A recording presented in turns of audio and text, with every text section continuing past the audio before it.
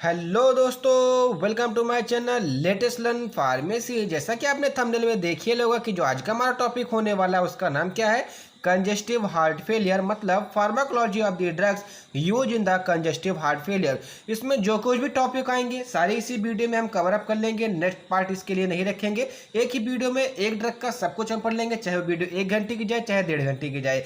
तो आइए स्टार्ट करते हैं। सबसे पहले तो इस चीज़ को जानने से पहले अगर आपने हार्ट का मैकेनिज्म ऑफ एक्शन नहीं पढ़ा हुआ, उसका स्ट्रक्चर फंक्शन नहीं देखा हुआ, तो जाकर के आप पहला वीडियो देख लीजिए, उसके बाद आप यहाँ पर आइए। तो कंजेस्टिव हार्ट फेलियर का मतलब क्या होता है, सीधा सीधा एक मतलब समझिए कि जब आपके हार्ट, मतलब जो आपका हार्ट होता है, हृदय होता है, उसकी जो एबिलिटी होती है, किस चीज़ की एबिलिटी, कि वो ब्लड को फ्लो कर सके, वो जब लो हो जाती है, मतलब the ability of the heart to pump the blood insufficient amount to the different organ is called congestive heart failure. अब देखिए ये सब थ्योरेटिकल बात है। अब आइए थोड़ा हम प्रैक्टिकली बात करते हैं, थोड़ा सा यहाँ से समझेंगे। ये देखिए, ये आपके जो सामने दिख रहा है आपका नॉर्मल हार्ट का स्ट्रक्चर है। होता क्या है एक्चुअली में, इसमें superior vena cava inferior vena cava से आपका हार्ट जाता है। सबसे पहले आर्ट्रियम में जाता है, आर्ट्रियम से बाद वेंट्रिकल्स में जाता है, वेंट्रिकल के बाद ये क्या करता है, सीधा जाकर हमारे लंग्स में चला जाता है, जहाँ पर इसका ऑक्सीजनेशन हो जाता है। ऑक्सीजन के पल्मोनरी वेन की सहायता से पहले लेफ्ट एट्रियम में आता है। लेफ्ट एट्रियम में आने के बाद ये लेफ्ट वेंट्रिकल में जाते हैं, उसके बाद ऑल्टा के माध्यम से हमारा सीधा सीधा डिफरेंट ऑर्गन में चला जाता है। तो ये होती है इसकी मैकेनिज्म। ये हो गया आपका नॉर्मल हार्ट, ठीक है। अगर हम कंजेस्टिव हार्ट की बात करें तो होता क्या है कंजेस्टिव हार्ट में, ये जो हमारे ये वेंट्रिकल होते हैं वो भी लेफ्ट साइड वाले, और यहाँ भी हो सकता है राइट वेंट्रिकल में भी ये प्रॉब्लम हो सकती है, लेकिन जो मेनली होती है वो आपकी लेफ्ट वेंट्रिकल में होती है। अब यहाँ पर होता क्या है, आप देख सकते हैं कि यहाँ पे जो वेंट्रिकल का साइज मैंने बनाया हुआ है वो छोटा है, और यहाँ पे जो वेंट्रिकल का साइज मैंने बनाया है वो बड़ा है। नॉर्मल से समझिए कि जो लेफ्ट वेंट्रिकल है उसमें थोड़ी सी स्वेलिंग आ गई है, मतलब जो इसमें मसल्स फाइबर से वो थोड़े से बढ़ गए हैं, जिससे कारण से आपको वेंट्रिकल्स थोड़ा बड़ा लगने लगेगा। अब इस वेंट्रिकल्स में होता क्या है, जो इसकी एबिलिटी होती है, इसकी एबिलिटी क्या होती है कि ऑल्टा के माध्यम से पंप करना ब्लड को। ऑक्सीजनेटेड ब्लड तो है आपके पास, मतलब यहाँ पे लेफ्ट एट्रियम में आपका पूरा पूरा ब्लड आ रहा है, लेकिन यहाँ पे लेफ्ट वेंट्रिकल में ब्लड आने के बाद यहाँ से सप्लाई नहीं हो पा रहा है। क्यों? क्योंकि यहाँ पे जो वेंट्रिकल्स आपके देख रहे हैं, ये थोड़ा इसका जो स्वेलिंग आ गई है, मतलब कहते हैं एग्रीगेशन फॉर्म हो गया। एग्रीगेशन का मतलब क्या होता है कि यहाँ पे मसल्स फाइबर जो मायोसाइट्स होते हैं, मतलब कार्डियक मसल्स होते हैं, जो कार्डियक सेल्स होती है, यहाँ पे कुछ उसका जमावड़ा का मतलब आप इसे समझिए कि यहाँ पे कुछ सेल्स एग्रीगेट कर गए। एग्रीगेट करने के कारण होता क्या है इसमें, जैसे एग्जाम्पल के तौर पर आप ऐसा समझिए कि आपका हाथ है, आपने वैक्सीन लगवाई, वहाँ पे थोड़ी सी मसल्स एग्रीगेट कर गई, तो क्या आपका हाथ ऊपर प्रॉपरली जैसे उठ रहा था, क्या वैसे उठ रहा था? नहीं उठ रहा था, आपको प्रॉब्लम हो रही थी। सेम वही चीज़ यहाँ पे हो रही है कि यहाँ पे जब मसल्स का एग्रीगेशन हो गया तो यहाँ पे जो मतलब पंप करने की जो इसकी एबिलिटी थी, मतलब जो ऐसे ऐसे पंप करता है, ठीक है, जो इसकी एबिलिटी थी वो कम हो गई, जिसके कारण से less oxygenated blood supply to the different organ causes. मतलब कहने का क्या है कि जो ऑक्सीजनेटेड ब्लड होता है वो आपके अंदर ऑक्सीजन कंटेंट क्या होता है, न्यूट्रिएंट कंटेंट क्या होता है, और वो हमारे डिफरेंट ऑर्गन तक नहीं जा पाता है सफिशिएंट मात्रा में, तो उससे हमको डिफरेंट डिजीज कॉज होती है। यही होता है मेन CHF, मतलब कंजेस्टिव हार्ट फेलियर। तो एक बार फिर से कंफर्म कर लीजिए, लेफ्ट वेंट्रिकल में मायोसाइट का, कार्डियक मसल्स का जब एग्रीगेशन होने लगता है, या वहाँ पे स्वेलिंग आ जाती है, या जमावड़ा होने लगता है, तो वेंट्रिकल की जो पावर होती है ब्लड को पंप करने के डिफरेंट ऑर्गन तक, वो लो हो जाती है, जिसके कारण से ऑक्सीजनेटेड ब्लड एंड न्यूट्रिएंट ये दोनों ही हमारे ऑर्गन तक नहीं जा सकते हैं, चाहे वो ब्रेन हो, आपका किडनी हो, आपका कोई भी मसल फाइबर या बोन हो, वहाँ तक नहीं जा पाते हैं, जिसके कारण से आपको डिफरेंट डिजीज कॉज हो सकते हैं। लो ऑक्सीजन लेवल मतलब हाइपोक्सिया भी आपको कॉज हो सकता है। तो ये हो गया आपका CHF। तो यहाँ पर आप देख सकते हैं, ये चित्र मैं आपको बता दूंगा, आपको इसको एग्जाम में नहीं बनाना है, ये मैंने आपको समझाने के लिए बताया। अब आगे आके बात करते हैं इसके कुछ थोड़े से मतलब थ्योरेटिकली बात कर लेते हैं कि होता क्या है। तो सबसे पहले आपको तो बता दिया कि डिक्रीज द कलेक्शन का मतलब क्या होता है, कलेक्ट करना दी of the heart's left right ventricle cell, मतलब उसकी जो एबिलिटी होती है वो कम हो जाती है। और दूसरी बात जो आती है कि जो हार्ट का जो सिस्टम होता है, जो मतलब मेन एम होता है वो क्या होता है, ब्लड को पंप करना, कॉन्ट्रैक्शन रिलैक्सेशन। तो होता क्या है कि इस कंडीशन में आपका जो हार्ट होता है वो रिलैक्स हो जाता है, रिलैक्स मूड में हो जाता है, वो सफिशिएंट अमाउंट में क्या होता है ब्लड को फ्लो नहीं कर पाता। अब जब वो ब्लड को फ्लो नहीं कर पाएगा तो जाहिर सी बात है कि ऑक्सीजनेटेड ब्लड जो होगा आपको डिफरेंट ऑर्गन में नहीं जा पाएगा।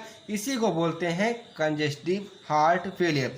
अब जिसका जो रिजल्ट होता है इनसफिशिएंट ऑक्सीजन सप्लाई होने लगती है आपकी बॉडी में, जो कि क्या करता है जितनी उसकी मेटाबॉलिक डिमांड होती है। जैसे एग्जांपल के तौर पे आपको खाने की कितनी आवश्यकता है, 100 ग्राम चावल, 2 रोटी, थोड़ी सी दाल, थोड़ी सी सब्जी, इतनी आवश्यकता है। लेकिन उसमें क्या मिल रहा है, आपको 100 ग्राम चावल की जगह आपको 50 ग्राम चावल मिल रहा है, 2 रोटी की जगह 1 रोटी मिल रही है, दाल नहीं मिल रही है, सब्जी मिल रही है। तो वहाँ पर क्या होगा कि जो आपकी मेटाबॉलिक जो डिमांड होगी वो कम हो जाएगी। कम होने की मतलब क्या है कि आपको अब लगेगा कि हमको नहीं मिल पा रहा है। तो यहीं पे क्या होता है कि उसकी जो मेटाबॉलिक डिमांड होती है वो घट जाती है। अब जो कंजेस्टिव हार्ट फेलियर होते हैं उसके 2 टाइप के होते हैं, एक सिस्टोलिक डिसफंक्शन, एक डायस्टोलिक डिसफंक्शन। वैसे तो कई टाइप के होते हैं, आपने पैथोफिजियोलॉजी में पढ़ा होगा, मैं आपको ज़्यादा डिटेल में लेके नहीं जा रहा क्योंकि आप ऑलरेडी पढ़ चुके हैं। बस इसका एक जनरल टर्म, हमारा जो मेन एम है वो क्या है, ड्रग्स के बारे में पढ़ना, उसका effect, pharmacodynamic, pharmacokinetic, adverse effect, contraindication, ETC के वगैरह बारे में पढ़ना है। तो जो इसका जो टाइप होता है वो 2 टाइप का होता है, सिस्टोलिक होता है, एक डायस्टोलिक डिसफंक्शन होता है। तो जो सिस्टोलिक में होता है कि जो आपकी हार्ट मसल मतलब जो मायोसाइट्स होती है, ठीक है, मायोसाइट मतलब जो कंडक्शन, जो इसको मतलब कहने का कॉन्टैक्ट करने की जो इसकी एबिलिटी होती है वो खत्म हो जाती है। अब जब वो कॉन्टैक्ट नहीं कर पाएगा तो जाहिर सी बात है कि वो रिलैक्सेशन मोड में रहेगा। अब जो रिलैक्सेशन में रहेगा तो वो हार्ट से उस ब्लड को, जो ऑक्सीजनेटेड ब्लड है उसको पंप नहीं कर पाएगा, तो जिसका रिजल्ट क्या होगा कि ऑक्सीजनेटेड ब्लड की सप्लाई डिफरेंट ऑर्गन में आपके कम हो जाएगी। तो फिर से आप रिपीट कर लीजिए, सिस्टोलिक डिसफंक्शन में क्या होता है कि जो हार्ट की कॉन्ट्रैक्ट करने की पावर होती है, मतलब जो आपकी मायोसाइट्स के कॉन्ट्रैक्ट मतलब जो उसकी कॉन्ट्रैक्टाइल पावर होती है वो कम हो जाती है, जिसके वजह से less oxygen and nutrient supply होने लगते हैं। दूसरा जो आता है इसमें आता है वो जो दूसरा आपका क्या है, डायस्टोलिक डिसफंक्शन। अब इसमें क्या होता है कि इसमें तो आपका जो हार्ट होगा वो नॉर्मली कॉन्ट्रैक्ट करेगा, लेकिन इसमें होता क्या है कि जो आपके वेंट्रिकल्स होते हैं वो रिलैक्स नहीं हो पाते हैं। जैसे कि इस एग्जाम्पल के माध्यम से आप इस क्षेत्र में समझिए कि ये जो वेंट्रिकल्स आपको दिखाई दे रहे हैं, ठीक है, ये क्या होते हैं, रिलैक्स नहीं होते, मतलब कंडक्ट हो जाएंगे, मतलब जो इसमें ब्लड होगा इसको ऊपर तो फेंक देगा लेकिन रिलैक्स नहीं होगा। अब जब ये चीज़ रिलैक्स नहीं होगी, जब रिलैक्स नहीं होगी तो कैसे लंग से मतलब कैसे एट्रियम से इसमें ब्लड जाएगा, क्योंकि ये कॉन्टैक्ट ही जाएंगे तो इसमें जगह ही नहीं रहेगा, तो ये हमारा ब्लड ही फ्लो नहीं कर पाएगा। तो ये होता है आपका डायस्टोलिक डिसफंक्शन, ठीक है। तो आपको आई होप आपको ये समझ में आ रहा होगा, मैं आपको बहुत ही आसानी तरीके से समझा रहा हूँ। और होता क्यों है, क्योंकि जो कार्डियक मसल्स होती हैं वो स्टिफी हो जाती है। स्टिफी का मतलब क्या होता है, थोड़ा सा कहने का मतलब क्या है, स्टिफी जैसे आप समझ सकते हैं कि जेली टाइप की हो जाती है, जिसके वजह से वहाँ पे डायस्टोलिक डिसफंक्शन आपको देखने को मिलता है and less blood enters to the body, और आपकी बॉडी में कम मात्रा में जो ब्लड होता है वो इंटर करने लगता है। इसके सिम्टम्स के बारे में जान लेते हैं कि CHF के सिम्टम्स क्या होते हैं। कंजेस्टेड लंग, मतलब आपके लंग में एक कंजेस्टेड मतलब थोड़ा जमावड़ा देखने को मिलेगा, देखने को नहीं आप महसूस कर सकते हैं। आप जब उसका अल्ट्रासाउंड करवाएंगे, एक्सरे करवाएंगे तो आप पर आपको देखने को मिलेगा, ये एंजियोग्राफी करवाएंगे, ठीक है, तो आपको देखने को मिलेगा ये कंजेस्टेड जो लंग्स होते हैं ये आपको इजीली देखने को मिल सकता है। उसके बाद जो दूसरा क्या है, फ्लूइड एंड वाटर रिटेंशन, मतलब कहने का क्या, जो आपके फ्लूइड पाए जाते हैं, चाहे वो ICF हो चाहे ECF हो, उसका जो रिटेंशन होता है वो कम हो जाता है, जिसके वजह से क्या होता है कि जो आपकी किडनी होती है वो उसको उतनी अच्छी तरीके से वहाँ पे पहुँच नहीं पाता। अब जब वहाँ पे पहुँचेगा नहीं, किडनी में पहुँचेगा ही नहीं जब आपका ब्लड, तो आपको डिफरेंट टाइप्स की कॉजेस हो जाएंगे, जैसे गाउट हो जाएगा, गाउट मतलब आपके जो गठिया बयार अर्थराइटिस होता है, स्वॉलन लेग हो जाएगा, वेट गेन हो जाएगा, मतलब आपकी शरीर भारी हो जाएगी। तो ये सब होते हैं आपको CHF, मतलब अधिकतर आप देखते रहेंगे जो हार्ट के मरीज होते हैं उनका जो वेट होता है वो थोड़ा ज़्यादा ही होता है, मतलब थोड़े वेट गेनर होते हैं।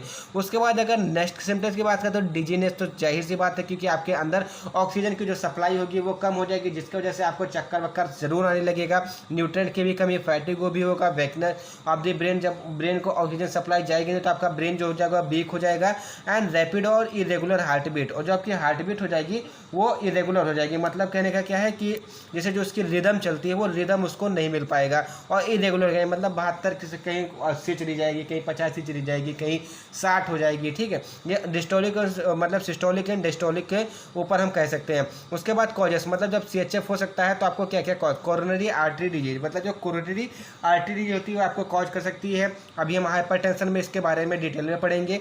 हार्ट अटैक भी आ सकता है, कार्डियोमायोपैथी भी हो सकती है आपकी, मतलब क्या जो आपकी कार्डियक मसल्स होती हैं उसकी पैथी का मतलब उसमें पैथोजेंस भी लग सकते हैं।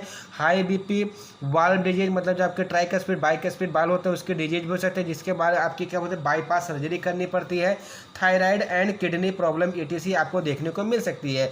ये सब रिस्पॉन्सिबल होते हैं किसके लिए, CHF के लिए। तो यहाँ पर हो गया हमारा जनरल टर्म हो गया CHF के बारे में, मतलब जो कंजेस्टिव हार्ट फेलियर था उसका जो मैकेनिज्म, उसका जो कुछ भी था मैंने आपको यहाँ पे समझा दिया। उसके बाद जो नेक्स्ट टॉपिक आता है हमारा क्या है, drug use in congestive heart failure, मतलब जो ड्रग्स आप कंजेस्टिव हार्ट फेलियर में यूज करते हैं उसके बारे में आपको उसकी फार्मेकोकाइनेटिक, फार्मेकोडायनेमिक्स, उसके टाइप, मैकेनिज्म ऑफ एक्शन आपको यहाँ पे पढ़ना है। तो सबसे पहले ड्रग्स किसको कहते हैं, ड्रग्स ऐसे मटेरियल्स होते हैं जो कि किसी सिम्टम्स को या किसी डिजीज को, किसी डिसऑर्डर को ट्रीट करते हैं। हाँ, डिजीज डिसऑर्डर से एक चीज़ याद आया कि कंजेस्टिव हार्ट फेलियर क्या है, डिजीज है या डिसऑर्डर है। आप कमेंट बॉक्स में कमेंट कर सकते हैं, आप कमेंट करके हमको बता दीजिएगा कि क्या है, ये हमारी डिजीज है, डिसऑर्डर है।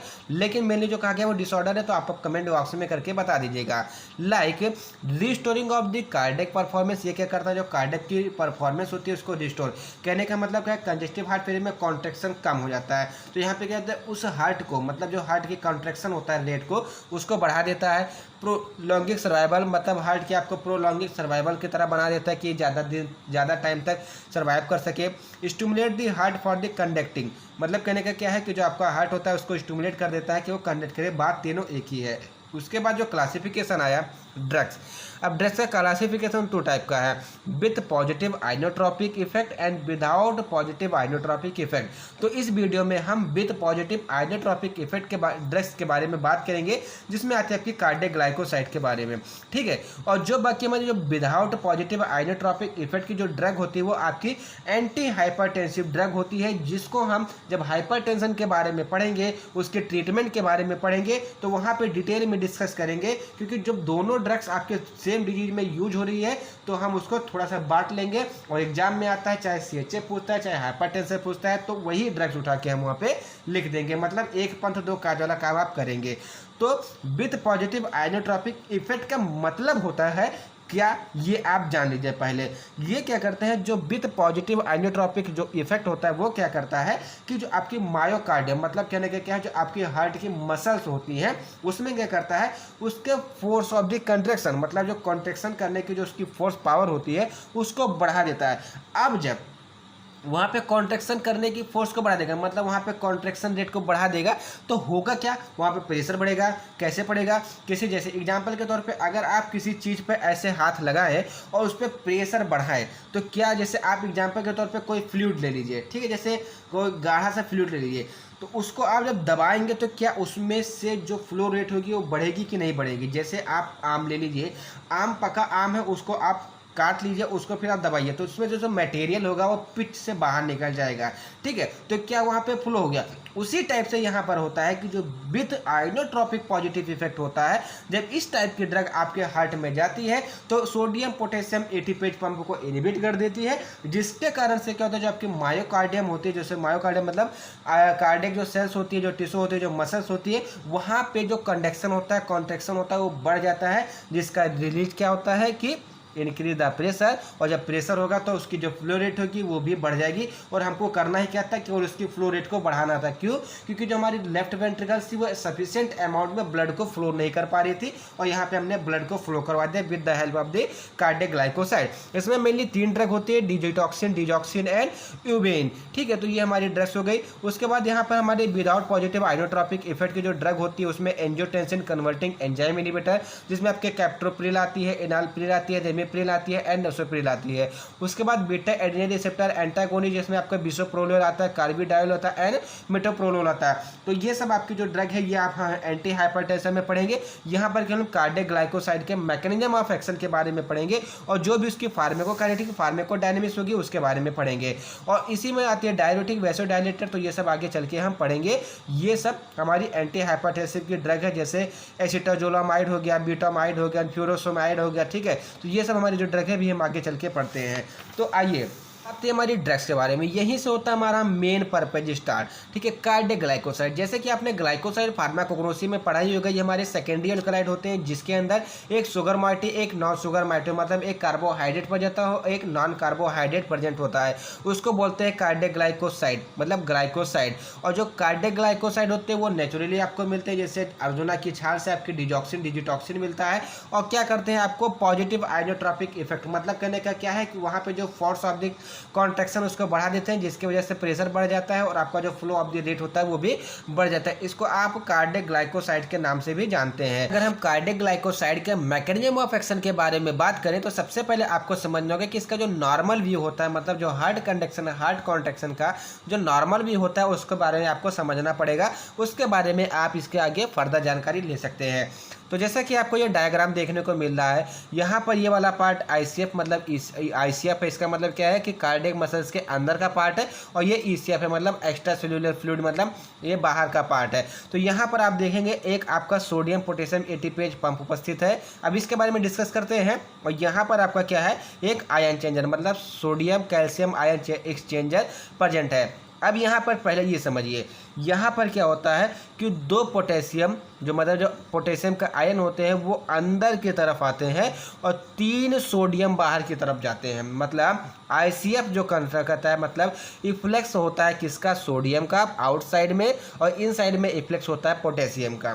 तो ये होता है आपका सोडियम पोटेशियम एटीपी पंप करता है, जिसके वजह से कंडक्शन होता है। जैसा कि हमने नर्वस सिस्टम में पढ़ा था कि जब सोडियम हमारा आईसीएफ से निकल के ईसीएफ की तरफ जाता है तो वहाँ पे कंडक्ट हो जाता है, और जब सोडियम आपका ईसीएफ से निकल के आईसीएफ में आने लगता है तो वहाँ पर आपका रिलैक्सेशन हो जाता है, एनेस्थेटिक हो जाता है, मतलब एकदम डायलेट हो जाता है। तो यहाँ पे क्या हो रहा है कि सोडियम आपका बाहर जा रहा है, पोटेशियम अंदर जा रहा है, जिसकी मदद से क्या हो रहा है कि आपके मसल्स में कॉन्ट्रैक्शन रिलैक्सेशन दोनों हो रहा है।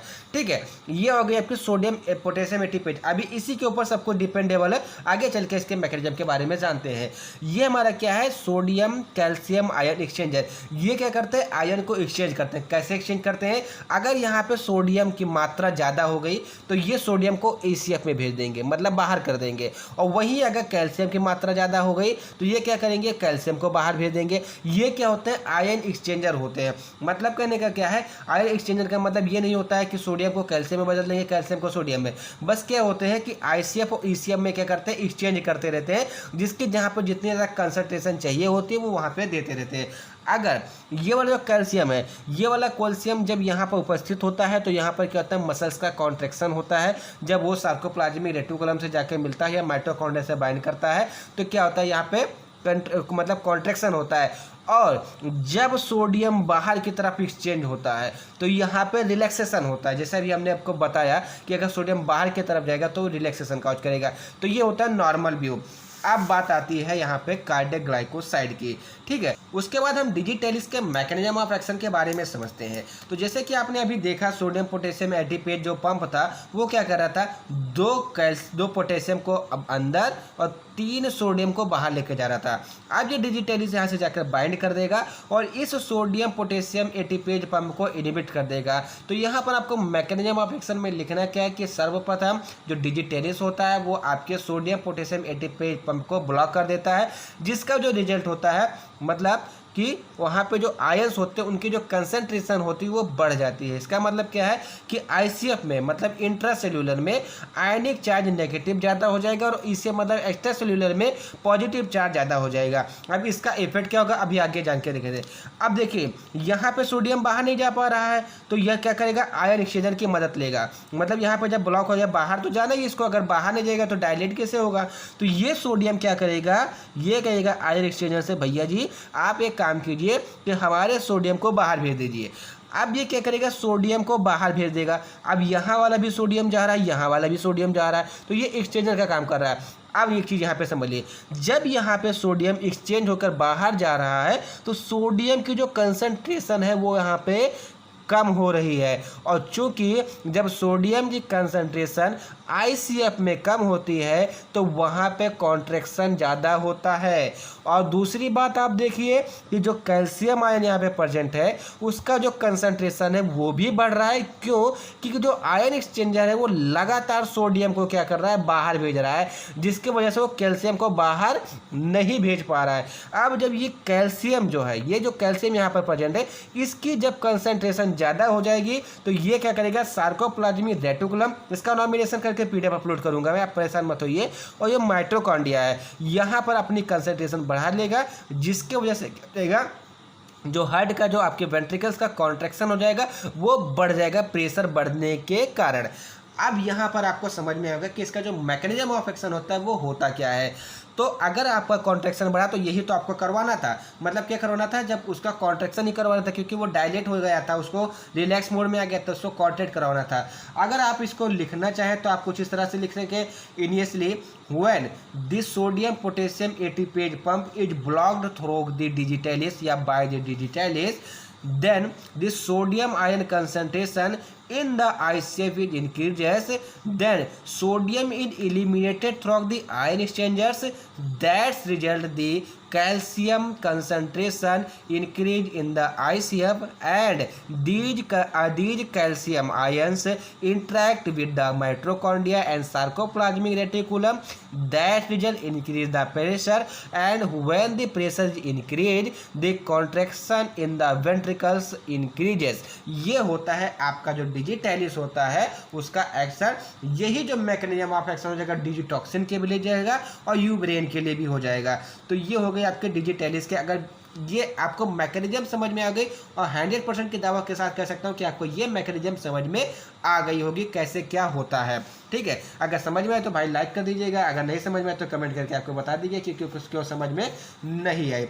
अब देखिए, ठीक है, अब बात करते हैं pharmacological effect of the cardiac glycoside on the different organ system. जैसे आपके ब्रेन के ऊपर क्या इफेक्ट करेगा, आपके हार्ट के ऊपर, आपके किडनी के ऊपर, आपके लंग्स के ऊपर क्या इफेक्ट शो करेगा, इसके बारे में जानेंगे। क्योंकि हम फार्माकोलॉजी पढ़ रहे हैं, हम हर एक ड्रग की हर एक चीज़ को पढ़ेंगे, हर एक चीज़ को जानेंगे। कोई भी चीज़ ऐसी नहीं होनी चाहिए जिसको कि आप एक्सपेक्ट कर रहे हैं या स्किप कर दें।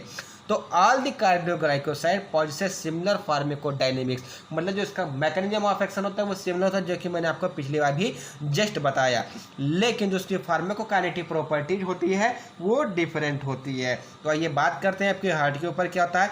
ये पॉजिटिव आइनोट्रोपिक एक्शन शो करता है। पॉजिटिव आइनोट्रोपिक एक्शन क्या होता है कि यहाँ पर वो फोर्स इंक्रीज कर देता है, जिसके वजह से प्रेशर बढ़ जाता है, और प्रेशर बढ़ने के कारण कॉन्ट्रैक्शन बढ़ जाएगा। तो digitalis increase the myocardial contractivity by inhibiting the sodium potassium ATPase pump. अभी यही तो हम पढ़ते आ रहे हैं, ठीक है, तो यही आपको पहले एडिंग लिखना है।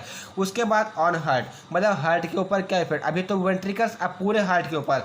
अब जब अगर डिजिटैलिस आपने ले लिया तो क्या करेगा, डिक्रीज द हार्ट रेट, मतलब क्या करेगा, वो हार्ट रेट को क्या करेगा, डिक्रीज कर देगा, क्या करके, सर्कुलेशन को इम्प्रूव करके। And also decrease the sympathetic tone, मतलब जो सिंपैथिक टोन का मतलब क्या है कि जैसे सिंपैथिक मतलब का क्या होता है कि आप हाइपर, मतलब फाइट एंड फ्लाइट, मतलब बहुत तेजी से धड़कना, इसको भी कम कर देगा। एंड इंक्रीज द वोगल टोन, और वोगल टोन का मतलब क्या होता है कि जो उसकी रिदम बन जाती है वो इंक्रीज हो जाती है, मतलब अपने रिदम में आ जाता है। तो ये हो गए हार्ट के बारे में। उसके बाद ऑन कंडक्शन वेलोसिटी, अब देखिए जब कोई चीज़ संकरी मतलब पतली होती जाती है तो वहाँ पर जो फ्लो रेट होती है वो बढ़ती चली जाती है। तो यहाँ पर as the conduction velocity of the atrium and ventricle by vagal action, जैसे ही वो बढ़ेगी मतलब क्या हो जाएगा, वो बढ़ जाएगी। एग्जाम्पल ऑन कंडक्शन वेलोसिटी, मतलब जो डिजिटैलिस है उसका कंडक्शन वेलोसिटी पे क्या होता है, वो क्या करेगा, इंक्रीज कर देगी कंडक्शन वेलोसिटी के एट्रियम एंड वेंट्रिकल में, मतलब जो आपकी एट्रियम वेंट्रिकल में फ्लो रेट हो जाएगी वो बढ़ जाएगी। क्यों? क्योंकि वहाँ पे उसकी वेलोसिटी भी इंक्रीज हो गई। एंड डिक्रीज द एबी, मतलब जो आपका एबी नोड था उसकी जो एक्टिविटी हो जाएगी वो भी घट जाएगी, क्योंकि उसको कम काम करना पड़ेगा। एंड परकिंजे कंडक्शन, इन सब की क्या हो जाएगी, जो भी हमारी उसकी एक्टिविटी होती है वो कम हो जाएगी, मतलब क्या है, उसको वर्क कम करना पड़ेगा। अब अदर ऑर्गन की बात करें जैसे CNS पे, मतलब अगर आपने डिजिटेलिस ले लिया, अगर हायर डोज में आपको डिजिटेलिस ले लिया तो कीमो रिसेप्टर ट्रिगर जोन को वो एक्टिवेट कर देगा, जिसके वजह से आपको क्या वॉमिटिंग स्टार्ट हो जाएगी, नोजिया स्टार्ट हो जाएगी, हेलोसिनोजेंस होने लगेगा, मतलब आप सुपरमैन बन जाएंगे, विजुअल डिस्टर्बेंस मतलब आपको दिखना में मतलब प्रॉब्लम होने लगी, कोई चीज़ दो दिखेगा या कोई चीज़ छोटी तो बड़ी चीज़ दिखने लगेगी। उसके बाद ऑन जीआईटी, जो कि ये कीमो ट्रिगर रिसेप्टर जोन को ये मतलब क्या एक्टिवेट कर देंगे by the help of the medulla, मतलब जब डिजिटेलिस आपके मेड्यूला से जाके इंटरेक्ट करेगा तो CTZ को स्टिमुलेट करेगा, और CTZ क्या होता है, कीमो रिसेप्टर ट्रिगर जोन होता है, तो आपको nausea, vomiting, diarrhoea and anorexia cause हो जाएगा। ऑन किडनी, मतलब जो डिजिटेलिस होता है उसकी किडनी पर क्या इफेक्ट होता है, ये क्या होता है, डिजिटेलिस है डायूरेटिक, और डायूरेटिक का काम करता है जो आपके रेनल एक्सक्रेशन होते हैं उसको इंप्रूव कर देता है, उसकी बढ़ा देता है, तो इसका क्या करता है कि इंक्रीज द रेनल सर्कुलेशन, मतलब रेनल सर्कुलेशन को ये बढ़ा देता है, and decrease the action of the renin angiotensin system. ये जो रेनिन एंजियोटेंसिन सिस्टम है, ये अभी जब हम हाइपरटेंशन के बारे में पढ़ेंगे तो वहां पर हम इसको डिटेल में ब्रीफली एक्सप्लेन करेंगे। उसके बाद आती है फार्माकोकाइनेटिक प्रॉपर्टी, मतलब जो कार्डियक ग्लाइकोसाइड होते हैं वो पहली बात तो लिपोफिलिक इन नेचर होते हैं, दूसरी बात जो डिजिटॉक्सिन डिजॉक्सिन होता है उसको ओरली लेते हैं, और जो यूबेन होता है उसको आप क्या कहते हैं IV रूट से लेते हैं, और वॉल्यूम ऑफ द डिस्ट्रीब्यूशन इसका 6 से 8 लीटर पर केजी के हिसाब से होता है। तो यहाँ पे मैंने कुछ इस टाइप का बनाया हुआ है, तो आप इस टाइप से अगर हर चीज़ की अगर इसी टाइप से मतलब पैरा बनाते चलते हैं तो आपको इजीली सबको समझ में आता चला जाएगा। जैसे डिजॉक्सिन, डिजिटॉक्सिन और यूबेन हो गया, ठीक है। तो अगर इसका जो रूट होता है क्या होता है, डिजॉक्सिन का ओरल, डिजिटॉक्सिन का ओरल, और यूबेन का आपका क्या जाएगा IV रूट से लेते हैं। एब्जॉर्प्शन जो होता है डिजॉक्सिन का 75 से 90% होता है, डिजिटॉक्सिन का 95 से 100%, एंड यूबेन का 100%, क्योंकि जो इसकी बायोबिलिटी होगी वो भी आपकी 100% होगी। अब डिस्ट्रीब्यूशन की बात करें तो डिजिटॉक्सिन की जो प्लाज्मा प्रोटीन बाइंडिंग कंसंट्रेशन है वो 30% है, और डिजॉक्सिन की 30% और डिजिटॉक्सिन की आपकी 90% है, और यूबेन की आपकी क्या है 0% है। हाफ लाइफ जो होती है आपकी डिजॉक्सिन की वो 30 से 40 दिन होती है, और वही मतलब जो आपकी डिजिटॉक्सिन की 7 दिन होती है, और जो आपकी यूबेन होती है उसकी 18 से 20 घंटा होती है। उसके बाद ऑनसेट ऑफ द मैक्सिमम, मतलब इसको कितना टाइम लगता है अपना एक्शन शो करने में, तो जो डिजॉक्सिन होती है उसको 30 मिनट, और जो आपकी डिजिटॉक्सिन होती है उसको 120 मिनट, और जो आपकी यूबेन होती है वो मतलब इमीडिएटली मतलब तुरंत शो करती है। मैक्सिमम एक्शन मतलब कितने दिन तक इसका एक्शन रहता है, जो डिजॉक्सिन होती है वो 2 से 5 दिन तक, और जो आपकी डिजिटॉक्सिन होता है इसका 6 से 12 घंटे तक, और IV रूट का कोई कंफर्म नहीं होता कब तक रहती है। उसके बाद इसका ड्यूरेशन क्या होता है, इंटरमीडिएट होता है किसका, डिजॉक्सिन का, डिजिटॉक्सिन का लॉन्ग होता है, और IV का शॉर्ट होता है, मतलब जो मैकेनिज्म मतलब कितने समय तक ये काम करती है। उसके बाद जो इसका मेटाबॉलिज्म होता है डिजॉक्सिन का आपका होता है लीवर में, डिजिटॉक्सिन का भी लीवर में, और जो यूबेन होता है वो क्या होता है IV रूट से ले जाता है, जिसकी वजह से इसका मेटाबॉलिज्म नहीं हो पाता, इसलिए ये फास्ट मेटाबॉलिज्म से बच जाती है, और एलिमिनेशन इसकी किडनी के द्वारा एंड लीवर के द्वारा होती है। तो ये होगी इसके फार्माकोकाइनेटिक प्रॉपर्टीज के बारे में। अगर इसका पूछा जाए कि इसके जो परसेंटेज कितना होता है, मतलब एलिमिनेशन परसेंटेज क्या होता है, तो 70% अनचाइल्ड फॉर्म में ये ड्रग एलिमिनेट होती है आपकी बॉडी के अंदर से, और कुछ ड्रग आपके इंट्रोहिपेटिक रिसर्कुलेशन या सर्कुलेशन में भी जाती है, जो कि पिछली बार 4th सेमेस्टर में मैंने आपको इसके बारे में बताया था। अब हम इसकी एडवर्स इफेक्ट की बात करें, मतलब जो कार्डियक ग्लाइकोसाइड होते हैं उसके एडवर्स इफेक्ट, तो टैकी एरिदाइमिस का मतलब कि जो परकिंजे फाइबर के कारण जो आपका मतलब जो हार्ट होता है उसका जो मतलब पंप करने का जो रिदम बना रहता है वो तेजी हो सकता है, मतलब कहने का कंडक्शन बहुत तेजी से होने लगता है, मतलब जो आपका हार्ट बहुत तेजी से पंप करने लगेगा। वेंट्रिकुलर एरिदाइमस मतलब आपके वेंट्रिकल्स होंगे वहाँ पे एरिदाइमाइस हो जाएगा, AV को ब्लॉक कर देगा, एंड सीवे ब्रेडिकार्डिया हो जाएगा, और other nausea, vomiting, abdominal discomfort, headache, blurred vision and hallucination, इसके क्या है एडवर्स इफेक्ट है। उसके बाद अगर हम इसके ड्रग इंट्रैक्शन की बात करें तो जब आप डिजिटेलिस को और डायूरेटिक को साथ में लेते हैं तो जो सीरम कंसंट्रेशन होता है वो घट जाता है, एंड जो potassium ion channel and precipitate arrhythmias आपको काम कर जाएगा। मतलब कहने का क्या है कि ये serum and potassium ion level को कम कर देगा, जिससे कारण से आपका क्या हो जाएगा एरिदाइमिस प्रिसिपिटेट हो जाएगा। उसके बाद अगर डिजिटेलिस एडिनर्जिक एजेंट जैसे कैटाकोलामाइन मतलब जो एडिनर्जिक ड्रग है, जैसे आपका एड्रेनिल हो गया, नॉन एड्रेनिल हो गया, ठीक है, एपिनेफ्रिन हो गया, डोपामिन, ये सब अगर डोपामिन भी इसी के अंतर्गत आता है। अगर ये सब ड्रग आप डिजिटेलिस के साथ में लेते हैं तो क्या कार्डियक एरिदाइमिस इंक्रीज हो जाएगा by stimulating the beta receptor, मतलब बीटा रिसेप्टर को क्या कर देगा स्टिमुलेट कर देगा, और जो आपकी मतलब जो कार्डियक एरिदाइमस है मतलब जो उसका रिदम है वो बढ़ जाएगा। एंड डिजिटेलिस कैल्शियम साइट को आप साथ में लेते हैं तो ये कहते हैं डिजिटेलिस टॉक्सिसिटी कॉज कर जाएगा, आपके लीवर के अंदर। उसके बाद अगर डिजिटेलिस क्यूनिडीन के साथ में लेते हैं तो क्या हो जाएगा, इसकी जो प्रोटीन बाइंडिंग एबिलिटी होती है वो कम हो जाएगी एंड क्लियरेंस रेट भी इसकी कम हो जाएगी। उसके बाद अगर डिजिटेलिस एंटासिड के साथ में लेते हैं तो इसका जो एब्जॉर्प्शन रेट होता है वो भी घट जाएगा। एंड एंजाइम इंड्यूजर मतलब जो एंजाइम इंड्यूजर एजेंट होते हैं जैसे यूनि एंजाइम वगैरह जो होते हैं उसके साथ में अगर डिजिटेलिस लेते हैं तो जो मेटाबॉलिज्म हो जाएगा वो घट जाएगा। अब जब मेटाबॉलिज्म बढ़ेगा तो जाहिर सी बात है जो mechanism of action duration of the action है वो घट जाएगा।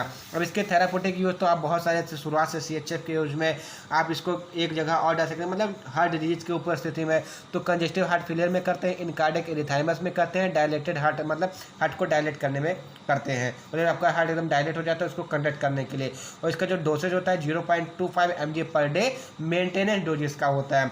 अब नोट एक चीज समझ लीजिए कि जो without positive inotropic effect drug है उसको हम एंटी हाइपरटेंसिव ड्रग के रूप में डिस्कस करेंगे नेक्स्ट वीडियो में। तो आई होप आपको वीडियो समझ में, अगर वीडियो आपको समझ आए तो वीडियो को लाइक कीजिए, चैनल को सब्सक्राइब कीजिए एंड कमेंट करके हमको जरूर बताइए कि आपको वीडियो कैसा लगा। Thank you for watching the video from the latest learn pharmacy.